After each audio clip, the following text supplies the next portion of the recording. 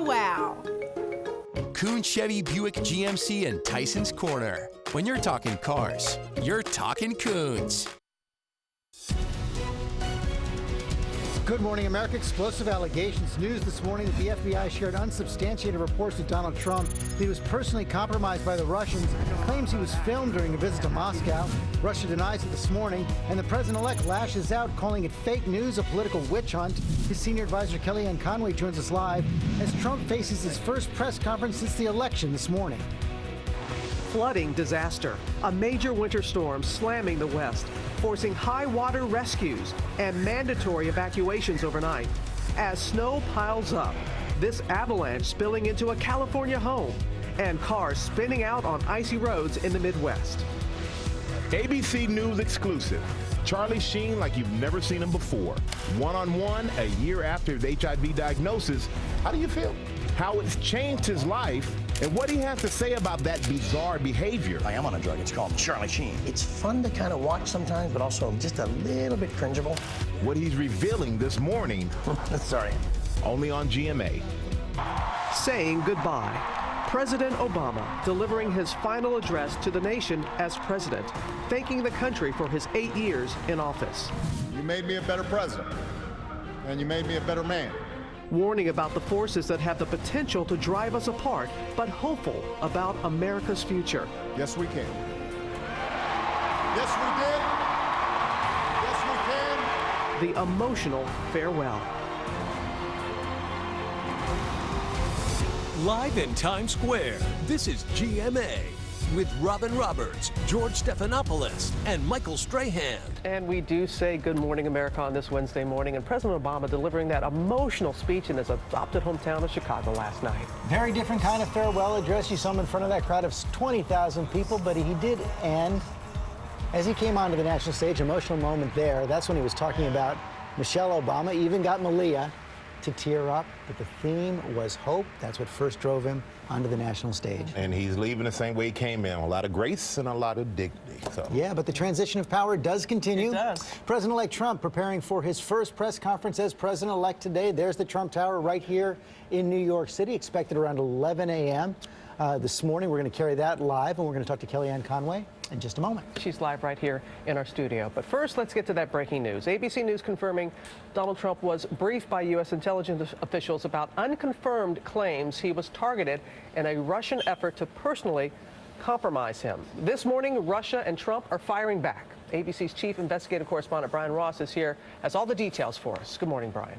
Well, good morning, Robert. Donald Trump and his aides are angrily denouncing the unsubstantiated reports developed by Democratic operatives that he was personally compromised by the Russians in the most salacious way, and that his aides were in league with the Kremlin to set up the hacking of the Democratic Party. Fake news, he tweeted, a total political witch hunt. The allegations are supposedly from anonymous sources deep inside the Kremlin, talking to a former British spy. All contained in a detailed dossier the Democratic operatives gave to the FBI in August, and then later to news organizations, including ABC News. Russian operatives claimed to have compromising personal and financial information about Mr. Trump. Trump's nominee for Attorney General, Senator Jeff Sessions, was asked about the claims on Tuesday. Senator Franken, I'm not aware of any of those activities.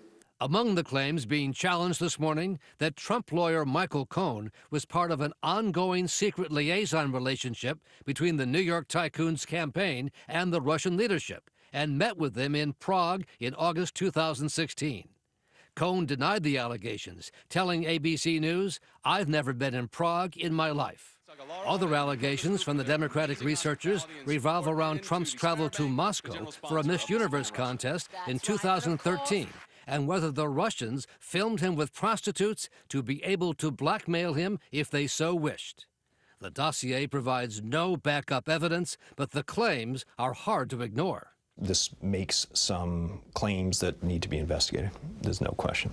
The reports gained currency in intelligence circles as Trump continued his unrestrained praise of Vladimir Putin during the campaign.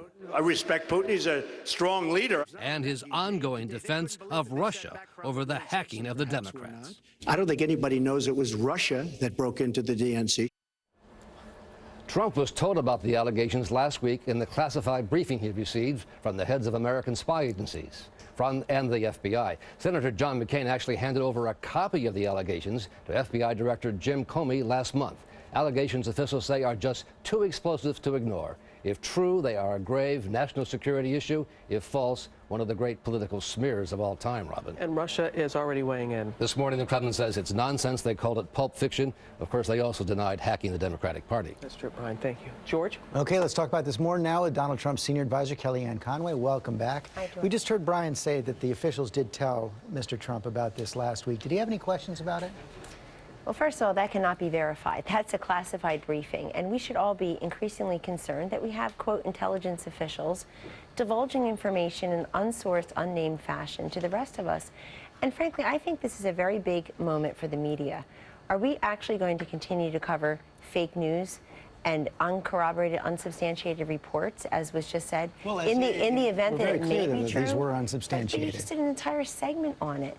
It's unsubstantiated, uncorroborated. This is a report from the internet. This is not a report from the intelligence community. These 35 pages rife with misspellings, completely unverified.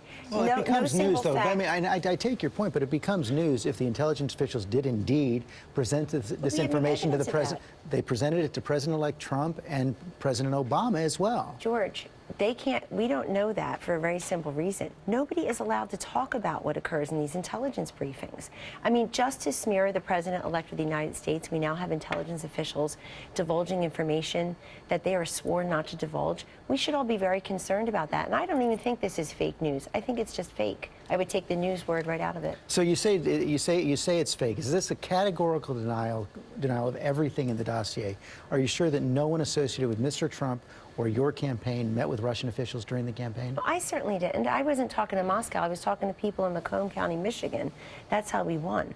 I was with Michael Cohen last night and the president-elect and other advisors. Michael Cohen has never been to Prague. We looked at his passport. He was at USC with his son meeting with the baseball coach there when this, quote, dossier, very weighty, important-sounding word that I would also push back on. It's an internet report.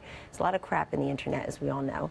And he was in California, not in Moscow, not in Prague. I mean, that alone, dragging through the mud innocent people as a way to add some flourish to what is already an unsubstantiated report, I think is very troubling. And we did show Mr. Cohen's denial. I was asking a different question. Are you sure that no one associated with the campaign met with any Russian officials during the campaign? That is our understanding, absolutely. And there would be no reason to.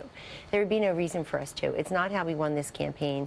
It had nothing to do with Donald Trump's historic win. And frankly, it has nothing to do with why Hillary Clinton lost. Vladimir Putin didn't discourage her from competing more in Wisconsin and Michigan. Her campaign spent more money in Georgia and Arizona than they did in Michigan and Wisconsin. That should haunt them. And this nonsense from the internet does not bother us. At the hearing yesterday, Senator Sessions, at his hearing, said he has no reason to doubt the intelligence community's bottom line conclusion that President Putin ordered an influence campaign to interfere in the 2016 election. So does President-elect Trump now accept that conclusion? Well, you can read his statement from last Friday. He made a couple things very clear, including that.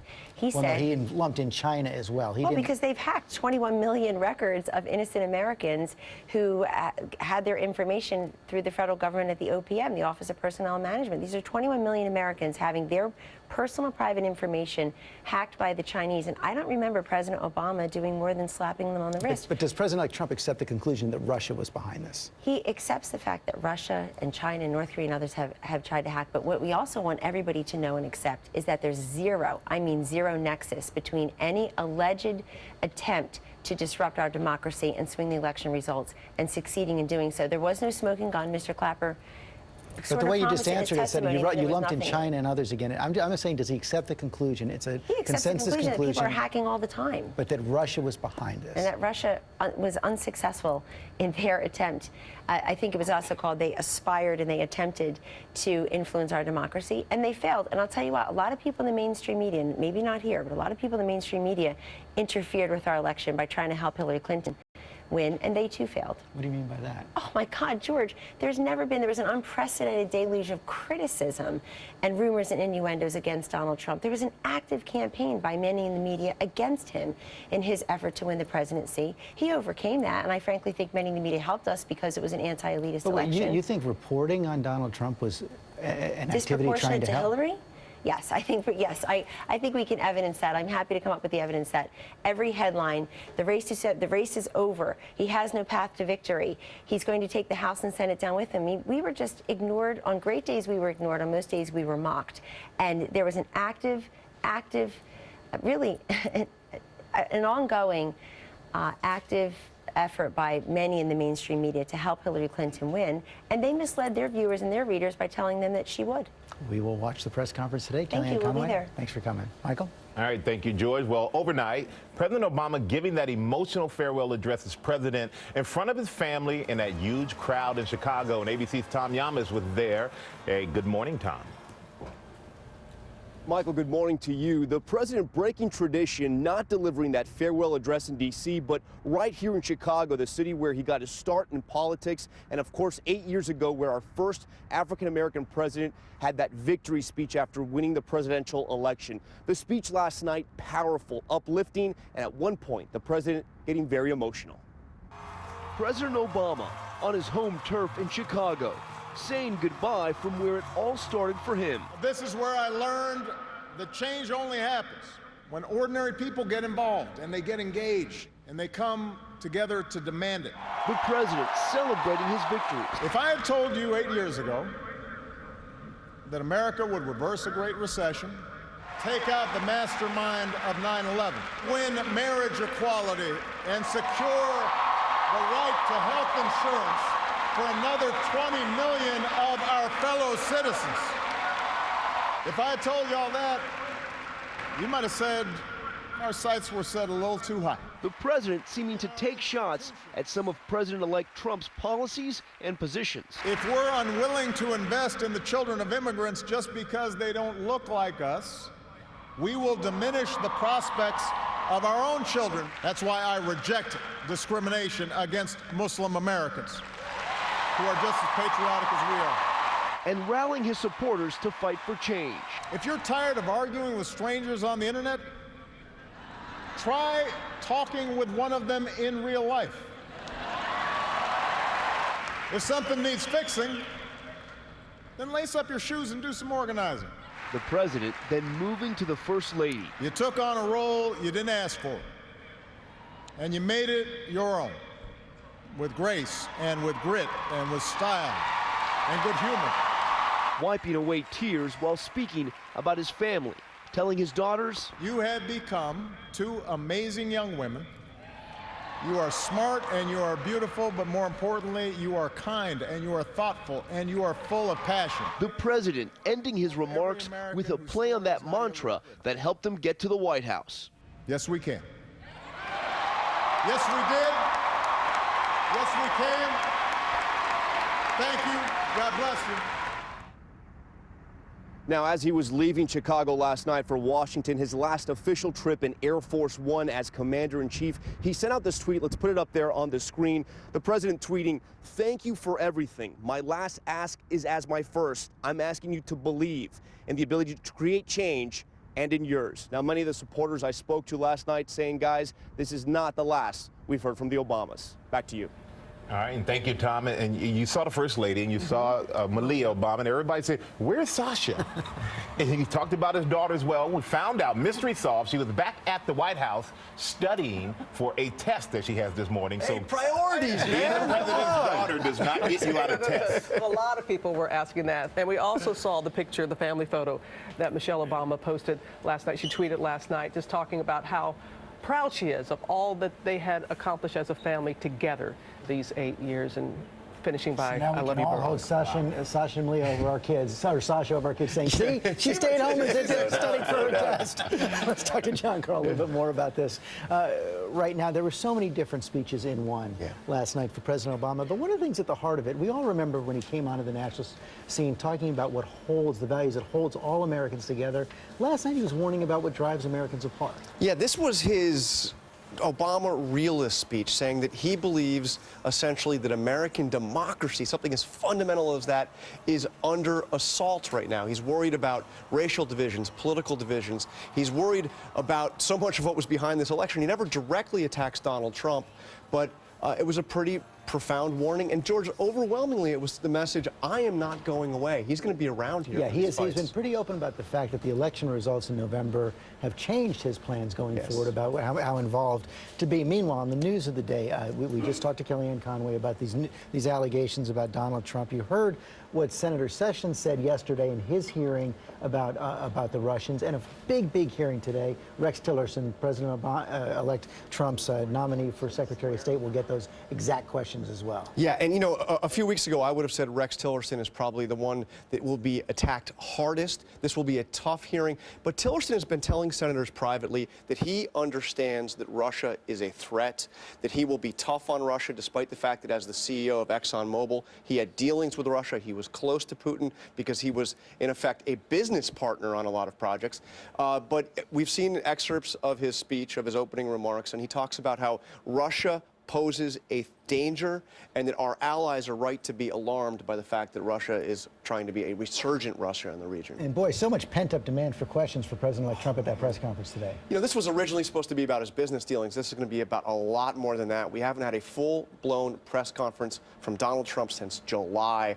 A lot of questions. That's right, and you and I will be covering this. It's going to be at 11 Eastern. ABC News is going to cover it right here. We will be here later this morning, but now we got to move on. Yes, we move on from politics to that dangerous weather out west. Thousands are being told to evacuate from those floods in California. Kana Whitworth is in the middle of it all.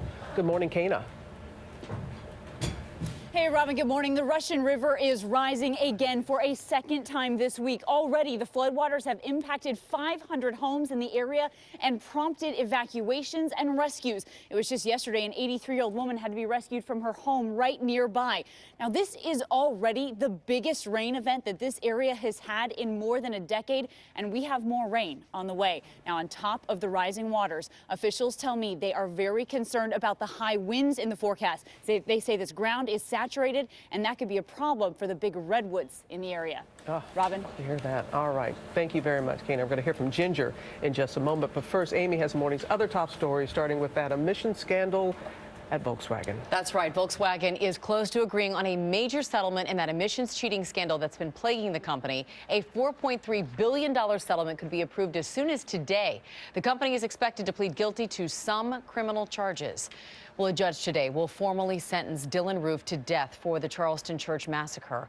A jury took less than 3 hours to agree on the sentence.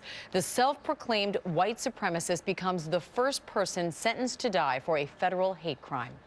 Dozens gathered at a vigil in Orlando to remember a police officer killed in the line of duty. The reward for information leading to the suspect in the murder of Master Sergeant Deborah Clayton is now $100,000. Well, another major retailer is announcing layoffs. Walmart is expected to cut hundreds of jobs by the end of the month, many of them in human resources. And finally, proof everyone needs a good break these days. There is now a 900-person wait list for what's being called goat yoga classes. This is happening in Oregon. That's where you can practice yoga while friendly goats wander around you. Not kidding. This with Really? Yeah, not kidding with this one. Not kidding. 900 people waiting. Whatever floats your goat. I got the kidding. You didn't even have confidence in that pun today. I know. I was like kidding. Well, you know, I did. But I love that last month in December they called it holiday goat yoga. Oh, yeah. There's a name for it. Something for everybody. You can see Ginger's expression out there. But what's going on out west there, Ginger? Well, the first? goats are very cold in Portland, Oregon this morning because they had more than 8 inches of snow. That's actually a big deal for them. But look at this in Mammoth Mountain. That is 15 feet in the last 6 days. They haven't seen an event like this in more than a decade. And yes, it is helping the drought, but certainly not ending it yet. There is the current storm. It's going to move out. And the new storm that's going to drop even more rain. As Kana was saying, that Russian River still rising. Your local weather in 30 seconds. First, though, the snowy cities brought to you by Burlington. We always come to Burlington to buy our coats. And we also come to give them back, to help those in need. Can't beat the brands, the styles, and when we donate a coat at Burlington, we get 10% off our entire purchase. Burlington's been collecting coats for 10 years. Bring in your coats! Look who's lining up to donate coats and share the warmth. For 10 years, together we've helped keep America warm. And now this year, it's getting a little cold outside, so I wanted to remind everybody to go and donate a coat. So go to any Burlington store to donate a coat and be part of our annual coat drive. Get ready to enjoy today. It is going to be the warmest day since last Wednesday. We start out in the 30s, but temperatures will easily get into the low 50s across the area. Sunglasses on, but later today we'll have some rain after.